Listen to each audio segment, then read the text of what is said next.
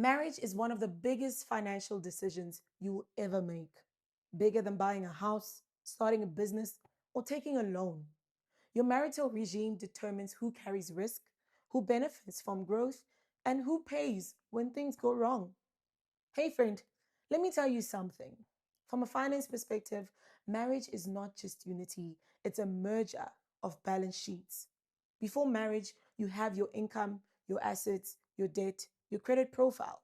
After marriage, depending on the regime, those balance sheets either merge fully, stay separate, or grow together with protection. And this is why marital regimes matter. Now, let's talk about Lobola and the financial trigger point. Here's the critical financial issues many people miss. In South Africa, once lobola is negotiated and paid, a customary marriage may already exist, which means the financial regime is triggered. If no anti-nuptial contract existed before that point, the default regime applies in community of property. From a finance perspective, that means your assets may already be shared, your debt exposure may already be shared, and your future income is already legally linked. The recent court clarification made it clear you cannot retroactively fix this with a private agreement later. So your timing matters. Now, talking about in community of property, which is also labeled the highest risk regime, this is a full financial merger. This applies where all estates are shared, all debts are shared, all risks are shared. Now, a couple marries in community of property. One spouse starts a business and takes a business loan, then the business fails. If we look at it from a finance perspective, creditors can claim against the joint estate. The house, the savings, and investments are also exposed, and the non business spouse still pays the price. Now, when this regime makes financial sense, is when both partners earn similarly, no business ownership, no high risk income, strong discipline, and transparency. Now, when is this regime potentially financially dangerous?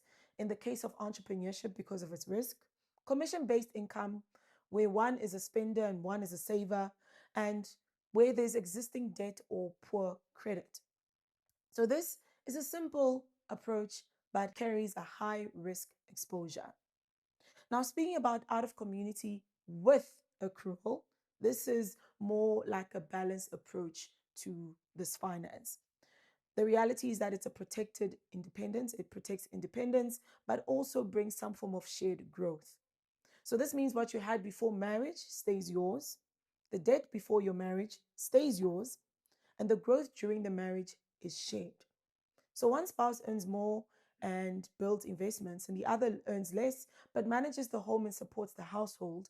At the event of divorce or death, the starting assets remain protected and the growth is shared fairly. So, from a finance view, if you look at it, there's no exploitation, there's no unfair enrichment, and no total risk exposure. Now, this regime is ideal when there's unequal incomes, or one partner owns a business, or one partner pauses career growth, or long term wealth planning. This is usually best structure for fairness or risk management. Now, if we move over to your out of community without accrual, this is maximum protection for the individual. Now, this is where two completely separate balance sheets exist. What does it mean financially? Everything is separate.